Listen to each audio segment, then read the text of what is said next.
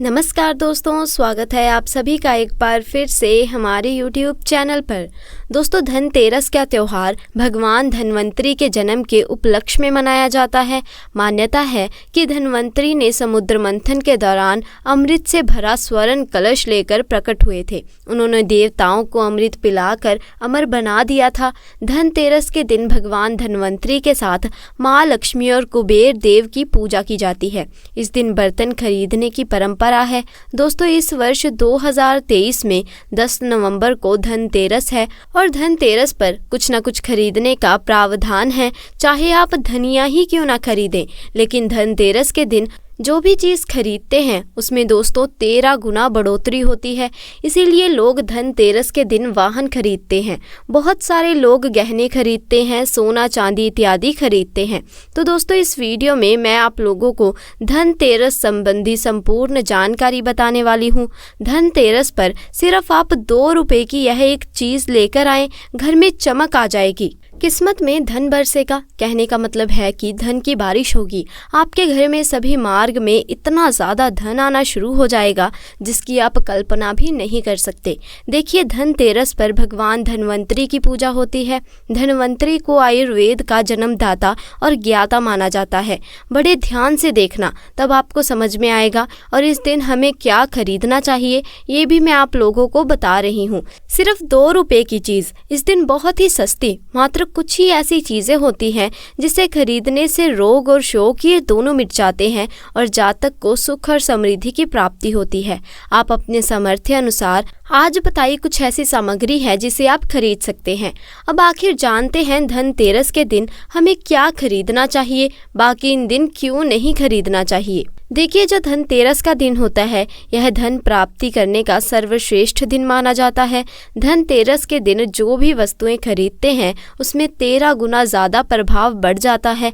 मान के चलिए, आपने धनतेरस के दिन जैसे कि कोई वाहन खरीदा है तो उस वाहन में इतना ज़्यादा प्रभाव हो जाता है, 13 गुना ज़्यादा प्रभाव बढ़ जाता है। तो उस वाहन के साथ फिर कभी भी कोई दुर्घटना नहीं होती, किसी को नुकसान नहीं पहुंचता। कहने का मतलब है कि धनतेरस के दिन 2 भी चीज़ों का खरीदारी करते हैं उसमें आपको शुभ फल प्राप्त होते हैं। तो हमें धनतेरस के दिन क्या खरीदना चाहिए? तो आप अपने सामर्थ्य अनुसार धनतेरस के दिन आपके पास जितना पैसा है, आपके पास जो समर्थ है उनके अनुसार कुछ चीज़ों को खरीदारी कर सकते हैं, जो कि इस वीडियो में मैं आपको बताने वाली हूँ। और अगर मेरी वीडियो में बताई 5 में से कोई भी आप एक चीज़ खरीद देते हैं, यकीन मानिए माता लक्ष्मी आपके घर में आ जाएगी, आपके जीवन में चल रही हर प्रकार की मुसीबत को दूर करेंगी, आपको अथाह धन संपत्ति प्रदान करेंगी। तो आइए इस वीडियो में जानते हैं कि वास्तव में हमें धनतेरस के दिन क्या खरीदारी करनी चाहिए। मैं 5 चीज़ें बता रही हूँ, आपके घरों के आसपास में यह चीज़ मिल जाए तो खरीद लेना। आप अपने सामर्थ्य अनुसार खरीद सकते हैं। साथ ही दोस्तों, अगर अभी तक आपने कमेंट बॉक्स में जय माँ लक्ष्मी नहीं लिखा तो जय माँ लक्ष्मी ज़रूर लिखना और साथ ही कमेंट बॉक्स में हैप्पी धनतेरस ज़रूर लिखना। तो सर्वश्रेष्ठ जो है कमल का बीज। ध्यान से सुनना, कमल के फूल को जो है निकालने के बाद इसे कमल का बीज निकालते हैं, जिसे हम कमल गट्टा भी बोलते हैं। तो इसके अंदर से जो बीज निकलता है उनकी माला बनती है, जिसमें माता लक्ष्मी को सिद्ध करने के लिए इस माला का जाप होता है। तो देखिए, जो कमल की गिटकें होती हैं जिससे माता लक्ष्मी को बहुत प्रसन्न किया जा सकता है, कमल के जो बीज होते हैं माता लक्ष्मी को बहुत पसंद है। तो एक काम करना, धनतेरस के दिन धन्वंतरी महाराज को और माता लक्ष्मी को 5-5 आपको कमल के बीज समर्पित करने हैं और आपको प्रार्थना करनी है कि माता लक्ष्मी आप हमारी गरीबी मिटा दे। धन्वंतरी महाराज से प्रार्थना करनी है कि महाराज हमारे घर में हमेशा निरोग रहे, निरोग काया की प्राप्ति हो और आपसे आशीर्वाद की कामना करते हैं। इस प्रकार से प्रार्थना करते हुए कमल के बीज इस दिन खरीद करके लाइए, माता लक्ष्मी तथा धन्वंतरी महाराज को समर्पित कर सकते हैं। आजीवन आप निरोग रहेंगे, क्योंकि इस समय दिव्य शक्तियां जागृत अवस्था में होती हैं धनतेरस के दिन, और आपकी पुकार सीधा माँ लक्ष्मी और धन्वंतरी महाराज तक पहुंचती है। इसके बाद है औषधि। देखिए, इस दिन औषधि क्यों खरीदनी चाहिए? क्योंकि ये हमें निरोगी की काया प्रदान करती है, हमें निरोग रखने का काम करती है। तो ऐसा मान्यता है कि इस दिन धनतेरस के दिन, क्योंकि इस दिन धन्वंतरी महाराज जो हैं समुद्र मंथन से उत्पन्न हुए थे और अमृत का कलश लेकर के उत्पन्न हुए थे। धन्वंतरी महाराज को धन्वंतरी देवता जो हैं, इन्हीं देवताओं के वैद्य माना जाता है। दुनिया के सर्वप्रथम सबसे बड़ा जो वैधानिक धन्वंतरी महाराज है, देवताओं के वेद हैं और ये हमारे लिए भी पूजनीय है। हम सब उनकी पूजा करते हैं, उनकी पूजा के कारण ही हमें वैदिक ज्ञान प्राप्त होता है। तो इस दिन जो है कलाबज, गोदबज या फिर जो है शंकर जटम, यह सर्व अवधि नाम की एक औषधि आती है। आप यह घर में खरीद करके ला सकते हैं। यह घर में खरीद करके आप अपने घर में लाते हैं और इसे स्थापित करते हैं या फिर धन्वंतरी महाराज को समर्पित करते हैं। तो जब तक यह औषधि आपके घर में रहेगी तब तक आपके घर में बिल्कुल ही किसी को रोग नहीं आएगा। और ऐसा भी कहा जाता है कि आप जो इस दिन इंद्रजाल नाम की जो जड़ी बूटी आती है वह भी खरीद करके ला सकते हैं। फिर किसी भी प्रकार की चमत्कारी पेड़ पौधे की जो जड़ी बूटियाँ होती हैं या फिर चमत्कारी जो वनस्पतियाँ होती हैं, यह खरीद करके ला करके धन्वंतरी महाराज को समर्पित करें। ऐसा कहा जाता है इस दिन समर्पित करने के बाद यह जो औषधियाँ होती हैं, जड़ी बूटियाँ होती हैं, जागृत अवस्था में होती हैं। मान के चलिए किसी को लंबे समय से कोई बीमारी है, ठीक नहीं हो रही है, तो इस दिन समर्पित किए गई औषधि अगर 2 से 3 बूंद, अगर जो लंबे समय से बीमार पड़े, खाट में पड़े व्यक्ति हैं, चलने फिरने में समर्थ नहीं है, तो उनके नाक में अगर इसकी 3 बूंद डाल दे, जो आप औषधि लेकर आ रहे हो उसकी 2 से 3 बूंद दी जाए, तो वह व्यक्ति भी ठीक हो करके कुछ ही दिनों के भीतर में चलने फिरने लायक हो जाता है। कहने का मतलब है कि इस दिन सभी प्रकार की जो औषधियाँ होती हैं उसे जागृत करने की ज़रूरत नहीं पड़ती, स्वयं जागृत होती हैं। इसीलिए इस दिन औषधि ला करके आप जो है समर्पित ज़रूर करें। इसके बाद है गोमती चक्र और कौड़ियाँ। तो देखिए, जो कौड़ी होती है, बचपन में काफ़ी खेले हैं हम। जो गोमती चक्र होते हैं ये भगवान विष्णु से उत्पन्न हुआ है।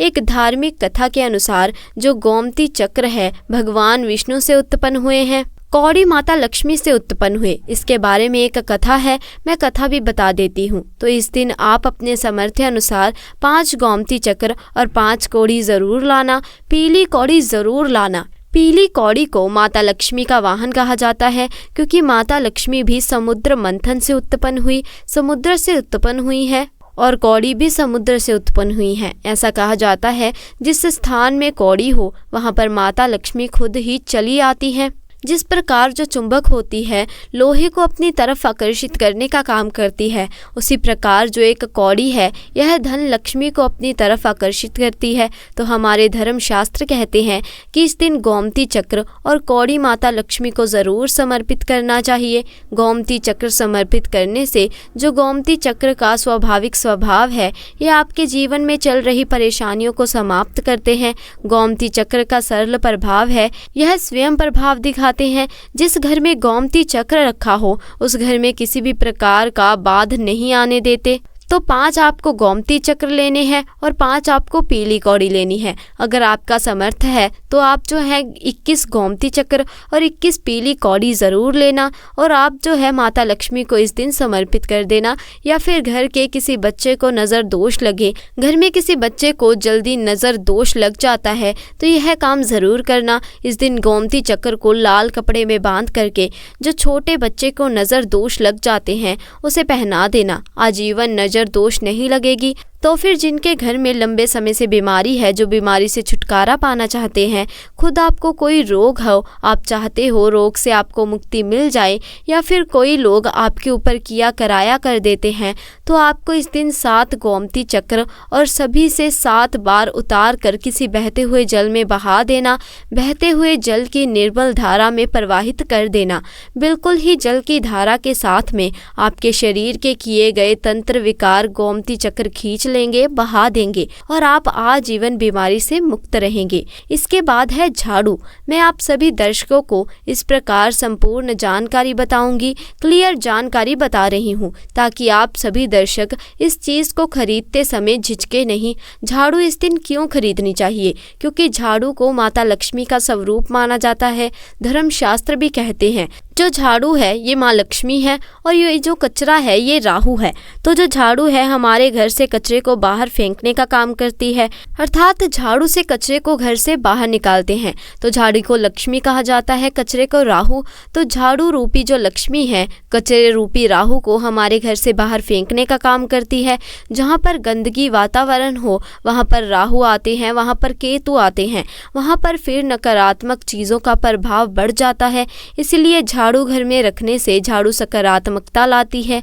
ये माता लक्ष्मी का ही स्वरूप कहे गए हैं। तो आपको धनतेरस के दिन 2 जोड़ी झाड़ू ज़रूर लानी चाहिए। आपको जोड़े के स्वरूप में झाड़ू लानी चाहिए और इसे ला करके जैसे देवी माता लक्ष्मी का पूजा करते हैं उसी प्रकार झाड़ू की भी पूजा करनी है और इसे आपको प्रार्थना करना है कि हे माता लक्ष्मी, आपकी कृपा से हमारे घर में पूरे साल पूरे वर्ष भर अन्न धन की कमी ना हो। इस प्रकार से प्रार्थना करनी है। झाड़ू को माता लक्ष्मी का स्वरूप आपको मानना है। झाड़ू माता लक्ष्मी का ही स्वरूप कहे गए हैं। इसके बाद है धनिया। दोस्तों, धनिये का जो संबंध है सीधे धन की देवी माता लक्ष्मी से होता है। देखिए, आज भी ग्रामीण क्षेत्र में धनतेरस के दिन धनिया बोया जाता है। ऐसा माना जाता है कि धनतेरस के दिन कोई व्यक्ति घर में धनिया खरीद करके लाए और उसे बो दे तो ऐसे व्यक्ति के जीवन में जैसे जैसे धनिया बनना शुरू होता है वैसे वैसे व्यक्ति की जीवन में चल रही परेशानियां हैं, चाहे धन संबंधी परेशानी हो, चाहे किसी भी प्रकार की परेशानी हो, वो परेशानी दूर हो जाती है। जैसे जैसे धनिये का कार्य बढ़ता है वैसे वैसे व्यक्ति की आध्यात्मिक उन्नति होती है। तो कैसे करना होता है? आपको मार्केट से 1 मुट्ठी धनिया खरीद करके लाना है। आप चाहे तो 1 किलो भी खरीद करके ला सकते हैं, लेकिन उपाय के लिए आपको 1 मुट्ठी धनिये की ही ज़रूरत है। 1 मुट्ठी धनिये को लाल कलर के वस्त्र में आपको डाल देना है और इसे माता लक्ष्मी के श्री चरणों में समर्पित कर देना है। आपको प्रार्थना करनी है कि माता, इस धनिये से हमारा दुर्भाग्य दूर हो जाए। इस प्रकार से प्रार्थना करते हुए कुछ धनिये को आपको अपने मसाले में डाल देना है पीस करके, और कुछ धनिये को आपको जो है ज़मीन में बो देना है। जैसे जैसे धनिया उगना शुरू होगा वैसे वैसे आपकी प्रगति होना शुरू हो जाती है। फिर यह लगाए हुए धनिये को, जो कच्चा धनिया होता है, आपको इसे आप जो है सब्जी के रूप में उपयोग कर सकते हैं। आप इसे खाना चटनी में भी बना करके खा सकते हैं। जैसे जैसे आप इसे खाना शुरू करेंगे आपके जीवन में आध्यात्मिक उन्नति होना शुरू हो जाएगी। तो दोस्तों, अगर जानकारी पसंद आई हो तो वीडियो को लाइक करें, शेयर करें और चैनल को सब्सक्राइब करें। धन्यवाद।